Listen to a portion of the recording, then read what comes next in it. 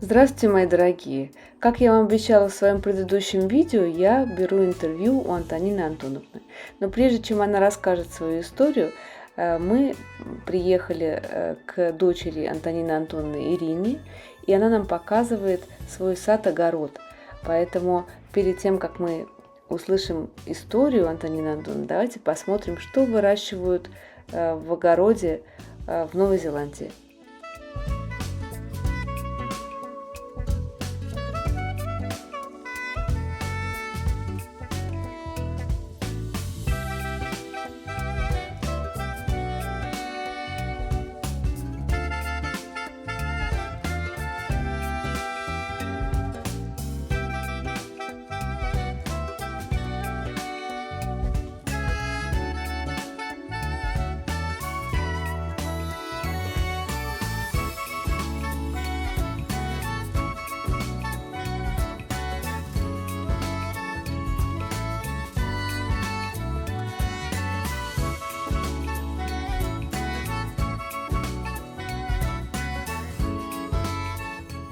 А это Антонина Антоновна показывает мне чернику. Вот так вот в Новой Зеландии растет черника на кустах. Она еще не поспела, но когда поспеет, будут ягоды крупные, черные и сладкие. Достаточно легко собирать. Это горох, это всем понятно, да? А это мне дали гостиниц. Здесь кинза, листья салата, укроп. Так что сегодня вечером я сделаю отличный себе салат, отварю картофеля и буду вспоминать с благодарностью такой замечательной гостиницы. А мы сейчас с Антониной Антоновной едем в другое место, и она начнет свою историю. Приятного вам прослушивания. Я родилась в поселке Листвянка Иркутской области. Это на берегу Байкала. До самого города Иркутска где-то километров 70. Здесь прекрасная природа, чистый воздух, чистая вода. Мы, ребятишки, росли вольно, играли на природе, зимой на лыжах, на коньках катались, летом немножко купались, но больше грелись на теплых камнях, потому что вода очень холодная. То есть детство было прекрасное, и мы росли здоровенькими, бодренькими ребятишками. Антонина Антоновна, расскажите, пожалуйста, о своем детстве немножко. В детстве мы жили хорошо, до войны, очень хорошо. Папа работал капитаном на ливнологической станции. Это было научные экспедиции проводили работники на катерах. Вот папа на катере как раз возил этих работников. А мы, ребятишки, встречали, когда приезжал папа с научными работниками. Это же дети тоже были. Я, во-первых, даже так скажу. Мы жили на территории ливнологической станции. Какой станции? Ливнологическая станция Академии наук. Это по такое? Изучению Байкала. О, ничего себе. Это по изучению Байкала. И вот у нас там было 12 семей. Это просто в самом поселке, просто вот такой квадрат застройки домов, забор такой сделанный был. Типа Академгородка, только... Да, типа как Академгородка. И нас там было ребятишек, 12 семей, ребятишек сколько это было, тоже что-то так, не так и много, но компания хорошая у нас была. И мы вот встречали, провожали в экспедицию папу на катере и со всеми мамами и папами. И потом встречали, когда они ехали. Заранее папа давал сирену, чтобы мы во дворе, где бегали, там в лесу или где-то, все прибежали на пирс и встречали их с возвращением с экспедиции. Однажды когда уже немножко подросли, мы накатались на лодках самостоятельно. У нас были мальчишки, они постарше нас почему-то были. А мы, девочки, у меня сестра была младше меня на 2 года. У моей подруги, с которой мы до сих пор дружим, она живет в Иркутске, в Академгородке, тоже была сестра. Потом, значит, были две сестры, старшая и младшая. И и еще, значит, 2 мальчишки у другой семьи, 2 ребят, те еще постарше нас. И вот они меня подговорили, чтобы я взяла у папы ключи, украла, и взяли вот эту лодку и поехали на лодке покататься. День был солнечный, день был прекрасный, папа дома был. А сколько лет вам было? Было лет, наверное, лет 14 было уже. Ну, то есть уже это после войны было. Это уже было после войны. Мы были уже большие, были хулиганисты немножко. И вот эту лодку взяли, погрузились в полную лодку этих ребятишек и отправились. А на Байкале ведь немножко опасно и страшновато. Солнце светит, волны никакой нет, а потом вдруг появляется ветер, и страшная волна большая, и все прочее. И вот папа спохватился, что где-то ребятишек нет, территория пустая, никого нет где-то. И обнаружил, что лодки нет. И потом, значит, практически стоял на пирсе и в бинокль смотрел, где мы на этой лодке плаваем, куда мы задевались. Раньше не было таких телефонов, чтобы связаться, иметь связь какую-то. Ничего, он до вечера с обеда стоял на пирсе и переживал, и взял хороший ремень свой бывший, Кожаный. Кожаный, да. И вот нас дождался, мы приплыли. А мы приплыли, а к вечеру всегда же погода уже меняется, становится другая. Появилась волна, появился ветерок. Младшие ребятишки наши, там особенно вот у моей Марины была сестреночка, она поменьше, меньше всех она была. Она уже начинала капризничать, страшновато стала качать. Ну вот, когда мы к пирсу стали подъезжать, папа нас увидел и издали уже этим ремнем помахал. Так мы боялись, конечно, очень ругал он сильно.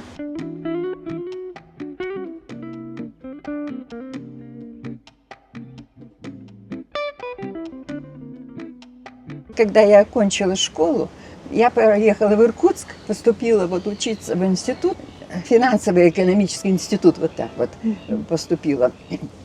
И там я, опять же, все же, я немножко такая, спортивная, как будто бы крепенькая. И я была в команде лыжников. Вот мы ездили на соревнования, всесоюзные соревнования студенческих, спортивные студенческие игры. Игры. Вот, да, и от каждого института поехала команда. И вот я в числе этой команды была. То есть я уже вот это спортом занималась в институте, я уже имела даже, не похвастаться бы, 2-й разряд по лыжам. Молодец. Вот. А когда кончила институт, стала работать я в Иркутске. И вышла замуж за иркутянина. И таким образом из Листвянки я перебралась вот в Иркутск жить. И в Иркутске на работе у нас тоже был коллектив очень большой. Я работала в областной конторе банка. Нас 600 человек было в нашем отделе. Сейчас. Давайте, Антонина, тут поподробнее, когда вы вышли замуж в начале. Когда я училась в институте. Сколько вам лет было, когда вы встретили своего суженого? Ой, даже я не помню уже сколько лет. Но во всяком случае, вот кончила институт я в 59-м году. В 59-м году кончила. Училась я 4 года. Это вот подписчики подсчитают, сколько было. Это точно. Подписчики всегда все проверяют. Даже вам возраст проверили. Да. И я вот вышла замуж за мужа иркутянина. И, значит, и мы жили в доме его родителей, и поэтому меня никуда не отправили отрабатывать 3 года. А муж тоже, он работал 2-й год в аэропорту, он кончил Богорусланское летное училище. Когда мы поженились, ему дали комнату в доме. Это дом был бывший генеральский, это тоже в какой-то степени это связано с воинской частью, но муж у меня был гражданский летчик, не военный, а оказались мы в доме военных. И комнату мы получили с подселением. Мгм. Там 3 комнаты большие, и во всех 3 комнатах жили вот такие, как мы, молодые. У нас, ну, потом появилась дочь, и там тоже так же у всех маленькие ребятишечки, по одному ребенку, потому что это самым молодым давали такие на подселение комнаты. Вот так я начала работать в банке. Я проработала, в общем-то, всю жизнь в банке. Начинала с отделения банка в Иркутске, а потом в областной конторе банка работала. Танина Антоновна, а когда ваша дочь, она же уехала первая, да, в Новую Зеландию? Да, в 99-м году. Когда она сказала вам, что она уезжает в Новую Зеландию, для вас это было шоком? Вообще, как вот так случилось? Конечно, как же уезжать в чужую страну со всеми ребятишками, и все, как там потом разговаривать, все, но тем не менее, они потом вместе с Володей решили, что она едет, и она поехала в 99-м Со своим мужем году. она, да? Нет, она поехала одна. Одна. Она поехала одна, Володя здесь оставался еще почти 2 года. У нас дома были рядышком совершенно, их дом и мой дом. И то есть пока ее не было, мы с Володей и с ребятишками хозяйничали. Тут еще у нас дача оставалась непроданной, мы ее в последний момент продавали дачу, потому что это лето было, ребятишки на даче со мной. То есть у нее уже дети были на тот момент, да? Да, уже было 2 уже детей. 2 детей. Уже было 2 детей. И она уехала, и она сдала этот, как IELTS, да? Да, экзамен. Да, в течение года, значит, она сдала. И потом надо было какое-то время ждать, и она прилетела домой, соскучилась о ребятишках, там все, муж тут тоже все время на связи это были, вот камера у него была, посылали фотографии ей, ребятишек, она посылала там. И вот, и потом через почти 2 года Володя уехал с ребятишками туда. А когда вы переехали, сколько прошло лет? Через год буквально. Они, значит, уехали они в 2001 году. Они уехали в начале. И через год, во 2-м году, я вот уехала, потому что Ира вот писала, что ребятишек надо оставлять. Немножко, да, это нельзя оставлять одних, а им надо обоим работать. А отличие есть какое-то ощущение, когда вы только приехали сюда и сейчас? Ой, боже мой, когда я только туда приехала, это был такой стресс, все чужое. Приехала я в июне месяце во 2-м году. Здесь, в Новой Зеландии, зима. Но какая это зима? Солнца нет, дожди, ветра, сырость. Я мерзну. Ужас это что было? Это был такой стресс непонятный. И языка нет еще. Все, да. И потом... И здоровье уже, это все же 66 лет, это уже тоже вот такой пережить стресс. Но моя Ира в этом плане молодчина. Она когда училась вот, в школе изучала английский язык, она познакомилась же там с людьми и у всех поспрашивала, у кого родители здесь, в Окленде. И заводила знакомство с этими людьми. И потом, когда я приехала, она мне успокаивала меня и говорила, ну, потерпи немножко, ну, не знаешь языка, русские же есть тут бабушки, это, познакомимся, вот, значит, вот давай вот поедем вот к этим-то, давай пойдем на пляж, они там будут на пляже. Вот так мы познакомились с Петровыми, вот, с Людмилой Александровной. Вот так познакомились с Марией Петровной, познакомились. И вот с Агнией Дмитриевной, которой вот я тоже говорю, это очень была симпатичная женщина. Она была тоже в Академгородке, работала чертежницей. Интересная женщина, очень-очень интересная женщина. Ее сейчас нет живых, да? Да, ее нет живых. Она дожила тоже, да. 90 что-то там? Ну, нет, ей было 80, наверное, 7, что ли, я уже сейчас забыла лет. Но тоже долгожителем как будто бы была. Антонина Антоновна, так вот мы потихонечку двигаемся к вопросу, как вы все-таки здесь, вот, можно сказать, нашли жизнь в Новой Зеландии. Вот, вы подготовились тут, я смотрю, с фотоальбомом. Вот, я, значит, вот и говорю, что у меня был стресс, неимоверный стресс. Но Ира меня успокоила, что у тебя скоро появятся бабушки, которые говорят на русском языке. И вот, значит, в 2008 году вот эти наши приятели, очень хорошие, Петровы, собирались поехать в Квинстаун покататься на лыжах. И, значит, вот этот Владимир Михайлович, Маринин муж, он, значит, брал с собой 2 сыновей и тещу Людмилу Александровну. И для компании своей тещи они пригласили меня поехать с ними в Квинстаун. И я с удовольствием согласилась, что я поеду в Квинстаун, наконец-то посмотрю на снег, на лыжи посмотрю, может быть, покатаюсь. И я полетела с ними. А мне было уже 72 года. Но мечты есть мечты.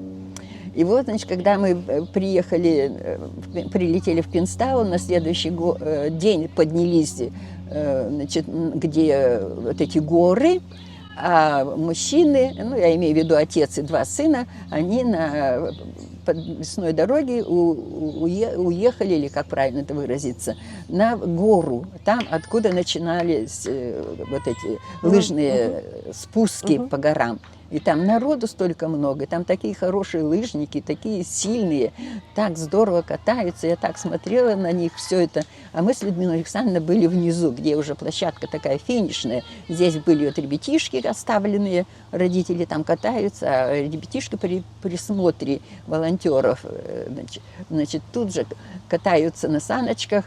Кое-кто катается на какой-то деревянной доске широкой. Я на эту доску так смотрела. Сноуборд.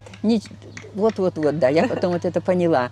Но в это время уже Владимир Михайлович уже вернулся с гор. Спустились они на отдых и на обед. А я, значит, попросила, я говорю: Егор, младший сын, дай мне костюм лыжный, дай мне твои лыжи, и я пойду попробую прокатиться. Ну, они остались кушать, я все одела, мне все подошло. И поднялась по лыжне примерно метров 150.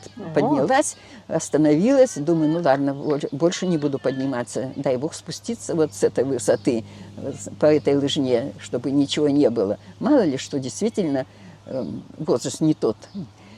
Я стою и думаю, вот развернулась, стою, и все это тяжелое, это лыжи тяжелые, ботинки тяжелые, и стою и думаю. А сама чувствую, коленки-то мои трусят, спина напряжена как-то, и думаю, так, уверенность моя не совсем твердая, но уже забралась, так езжай. И пошла, и спустилась, слава Богу, спустилась, все нормально. Класс. Слава Богу, ничего не упало, не сломало. И вот, но была такая довольная, что я побывала на снегу, на лыжах покаталась, но поняла, что здоровье мое, то детское, кончилось, что надо что-то заниматься как-то. Да, помогать своему здоровью, чтобы не потерять его совсем. Да, а мы вот говорили про адаптацию вашу, да, про ваших подруг, и вы сказали, что вот первый раз вас пригласили, и вы познакомились с Людмилой Александровной. С Людмилой Александровной. Это было первое ваше знакомство, да? Да. И как у вас общение с ней вышло, да? И как-то это положило начало общению с, как бы, с другими друзьями вашими? Конечно. Расскажите об этом, это очень интересно. Конечно, познакомились мы с Петровыми. Они приехали тоже во 2-м году, только в начале. И Людмила Александровна тоже так же оказалась без языка. Приезжала Людмила Александровна, мы там, ну, уже вдвоем, потому что ходили на пляж, на Брамсбей. Сюда приезжала, да, Мария Петровна жила рядом. Ну и все, и познакомились с Марией Петровной. Все, а Мария Петровна, как говорится, женщина такая интересная, энергичная, веселая. Песенки нам пела, все так хорошо было, и мы познакомились. И что вы делали вместе, как бы, какие-то... И потом еще познакомились, и потом мы просто стали встречаться, приезжали, значит, у нас в Токапуне женщина была, Лидия Игнатьевна, она приезжала на автобусе на Брамсбей. Слава Богу, что у нас эти карточки были, что мы ездили на автобусе бесплатно уже тогда. И Агния Дмитриевна жила недалеко, вот, и Мария Петровна, и Людмила Александровна, и мы вот в эти воскресные дни в основном приезжали все вот на Брамсбее и встречались. Так, когда в такие-то дни немножко заняты были, потому что у тех бабушек ведь тоже были свои внуки. Вот, а уж в субботу, воскресенье это было как в пионерском лагере. Бабушки и ребятишки, бабушки и ребятишки. Мы познакомились, у нас в свое время было 12 женщин и один Роман Степанович, муж Марии Петровны. Вот это Роман Степанович, а вот Мария Петровна. А это вот Мария Петровна. Вот. И мы познакомились, и очень дружные оказались, очень дружными мы оказались, подошли друг к другу все. Это вот важно ведь тоже, чтобы мы характером как-то сошлись. Никого из нас не было каких-то там лидеров и все такое. Вот. И мы стали отмечать каждому день рождения. О, то есть это первое такое уже получается общее, да. Абсолютно каждому. К дню рождения именинника Мария Петровна сочиняла песенку какую-нибудь, на мотив песенок, которые мы знаем. Мария Петровна пела хорошо, Людмила Александровна тоже хорошо пела. Значит, и еще у нас там еще 2 женщины хорошо пели. А вы как поете? Да никак. Но немножко Мария Петровна нас учила, чтобы мы пели, открывали рот и пели.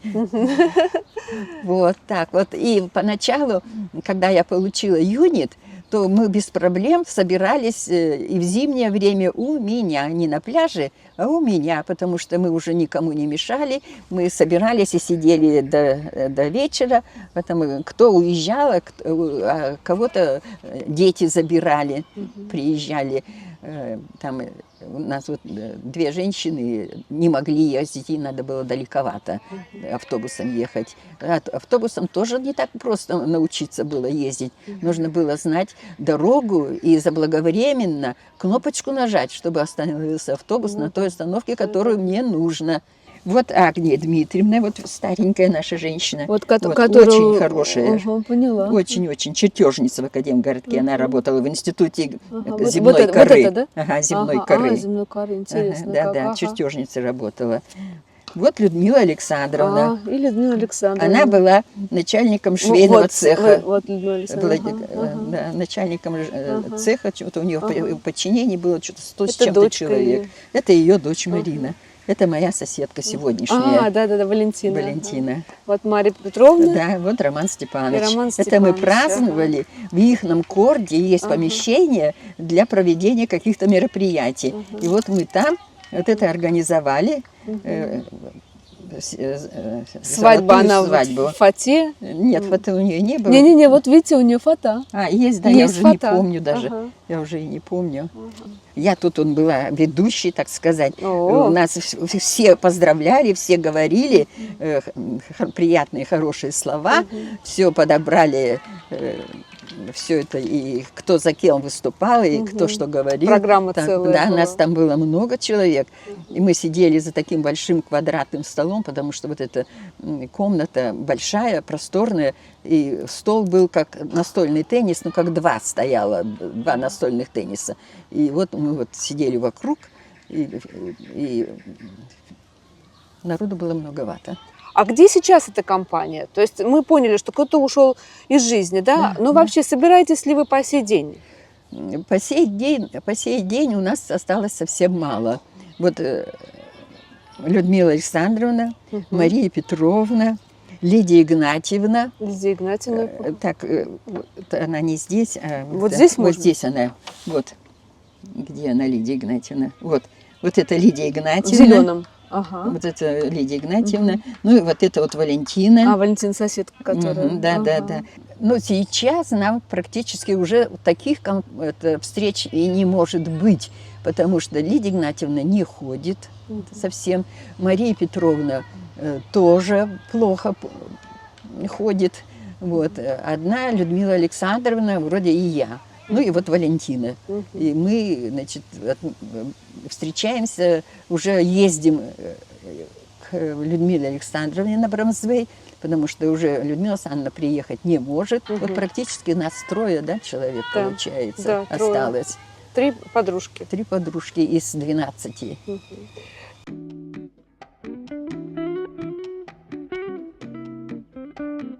Антонина Антоновна, а что бы вы могли бы посоветовать вот также людям, кто, особенно в пожилом возрасте, уехал из России и, там, или из Украины, и других бывших стран СНГ, и вот уехали в возрасте к детям, например, и тоже чувствуют, что они, может быть, потерялись, скучают. Что помогает, что может помочь в такой ситуации от одиночества, может быть, да? Что бы вы посоветовали? Ну, наверное, все равно найти русских женщин. Русскоговорящих женщин, да, или которые, значит, сюда приехали, и общаться с ними, и чтобы совпали их взгляды и характеры, чтобы совпадали, и чтобы было взаимное понимание друг друга. Вот как у нас получилось. У нас собралось 12 бабушек и один мужчина, муж Марии Петровны. И у нас все было, как говорят, складно. Мы понимали друг друга. Нам было интересно встречаться. Вот. Другое дело, что у нас здоровье у всех уже ухудшилось. И посоветую, наверное, все же, чтобы нестандартные упражнения, или как это назвать-то правильно, делать, чтобы поддерживать здоровье, восстанавливать здоровье. Вот если хочешь быть здоровым, прожить более-менее интересную жизнь, вот надо поддерживать свое здоровье и людей понимать и поддерживать дружбу с людьми. То есть, Антонина Антоновна, получается, что физическое здоровье и ментальное. Ментальное за счет социального общения с людьми, потому что без социального общения мы никуда, да, правда? Да, даже интровертам все равно нужно периодически общаться. Также еще спрашивают, Антонина Антоновна, такой вопрос задают подписчики. Что вы делаете такое, что у вас такой ясный ум, вам 88 лет, голова у вас отлично работает, ходим, вот мы столько прогуляли сейчас, достаточно длинную дистанцию прошли. Расскажите, что вы такое делаете, что вы там едите такое, яблоки молодильные? Ну, прежде всего, наверное, я просто благодарю, что вот это мое детство, где я имела хорошее здоровье. Мне родители мои подарили хороший генетический код. Да. Бог дал мне здоровье. Да. И я потом стала, когда вот после лыж в Новой Зеландии, я почувствовала, что я слабею. Ира моя, она стала, у нее была авария очень страшная, сильная авария, и она заболела очень сильно, пострадала очень сильно. Она занялась восстановлением своего здоровья сама. Она была в отчаянии и решила, что применит свои знания. Она биолог, и она занялась вот восстановлением собственного здоровья, потому что никакие лекарства, никакие дополнительные операции, ничего не помогало. Она начала даже плавать на байдарке, работать веслом, чтобы уже заработать руку, которая у нее уже не поднималась. У нее сломанная была ключица, она не срасталась так, как надо. У нее были повреждены колени. И вот, глядя на все на это, она восстановила свое здоровье. Она стала ходить на йогу. Она стала ходить на йогу, и она теперь мне говорит, и мне, и своим детям говорит: вот, пожалуйста, вот смотрите, каким я была инвалидом, и я вас сумела при настойчивости, это точно, при настойчивости восстановить свое здоровье. И что она сейчас по здоровью лучше, чем была до аварии. Вот, и поэтому... Она вас инструктирует. Она да? потом на меня, когда она как говорится, окрепла, да, все, и она стала говорить, вот, значит, и дети стали заниматься йогой. Ну, до меня очередь дошла, ну, конечно, не йогой мне заниматься, но она мне все время твердила: мама, занимайся физкультурой, проснулась, двигай руками, ногами, ходи днем пешком, старайся. Я начала стараться, но это было очень-очень сложно, очень трудно. Во-первых, лень, вот, к сожалению, чтобы регулярно заниматься вот этими упражнениями. Сейчас в компьютере очень много видео, как для пожилых людей себя здоровье поддерживать. Вот. Это я все начала делать, все же начала.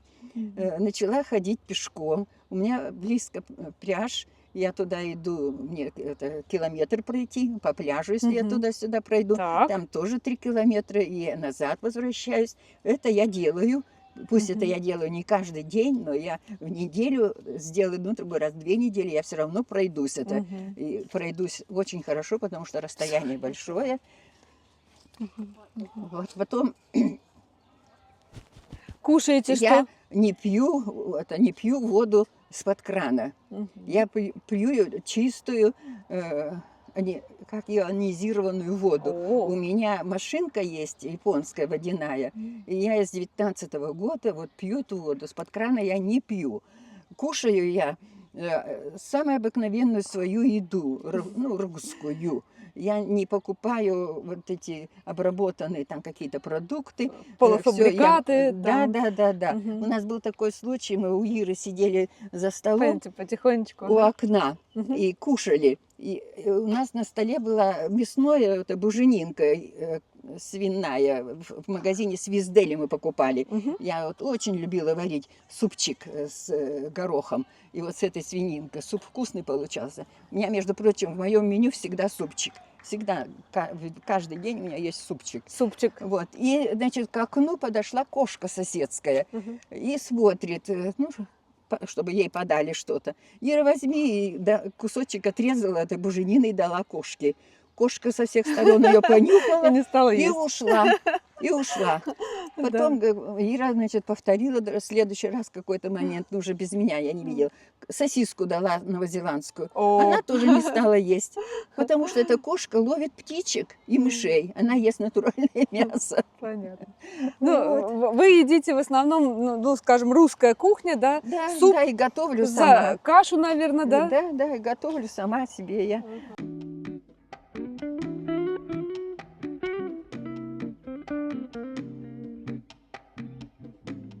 Анна Антоновна, а если у вас болит что-то, у вас есть какие-то ваши, ну, не знаю, наработки, что-то, может быть, вы используете в своей аптечке? Ну вот поскольку моя дочь микробиолог, вот сейчас вспомнила, микробиолог, она себя восстановила свое здоровье, и она вот эту лампу имеет. И она этой лампой, значит, тоже мне стала делать... Какая лампа? Биоптрон лампа, Биоптрон, световая ага, лампа биоптрон. Вот, а это действительно очень помогает, когда вот ноют кости, суставы.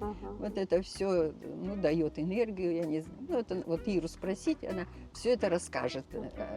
Но это я тоже этим пользуюсь. Ну, то есть, когда у вас именно суставы, да, Да, снижаете боль именно да, суставов. да. А если у вас, например, болят суставы, вы все равно пойдете гулять? Все равно Ну, пойдете? смотря как болят. Ага. Смотря как болят, тоже переутруждать сильно, когда если что-то тоже нет вроде, но стараюсь. Ой, Антонина Антоновна, скажите, пожалуйста, вот у меня некоторые подписчики задали вопрос, а хотели бы ли вы уехать обратно в Иркутск? О, это уж очень-очень сложный вопрос, очень сложный. Воспоминания с России, с Иркутска самые хорошие, самые добрые, самые счастливые. А как бы там оказаться мне сейчас, когда там никого нет, и сестры моей уже нет теперь. Из друзей у меня тоже вот осталась моя подруга школьная Марина. Вот она еще, слава богу, живая, здоровенькая, ну, тоже относительная. И сестричка ее тоже живая, здоровенькая, которая вот, капризничала в лодке немножко. И поэтому туда, в Россию, теперь уже и некому ехать. Самые близкие люди здесь. Да, теперь самые близкие внучки и дочка моя здесь. И я уже адаптировалась, можно сказать. Ну ладно. Спасибо вам большое, Антонина Антоновна, за то, что вы сегодня со мной погуляли. Мы сейчас еще пойдем дальше гулять. Это мы находимся сейчас такой на военно-морской базе Новой Зеландии, поэтому мы сейчас с Антониной Антоновной дальше пойдем прогуляемся. Большое вам спасибо, что вы посмотрели наше видео. наше интервью. Да. И я вам сегодня покажу, как посмотреть комментарии и как вообще посмотреть мои новые видео. Так что Спасибо, Олеся, спасибо, Олеся. Вот такое у меня ввели мероприятие, которое я никогда до этого не видела и не знала, а теперь вдруг читаю про себя. ну Спасибо ладно, большое. счастливо. Большое вам спасибо за ваши комментарии, которые вы мне отправили. Очень приятно прочитала. Спасибо большое.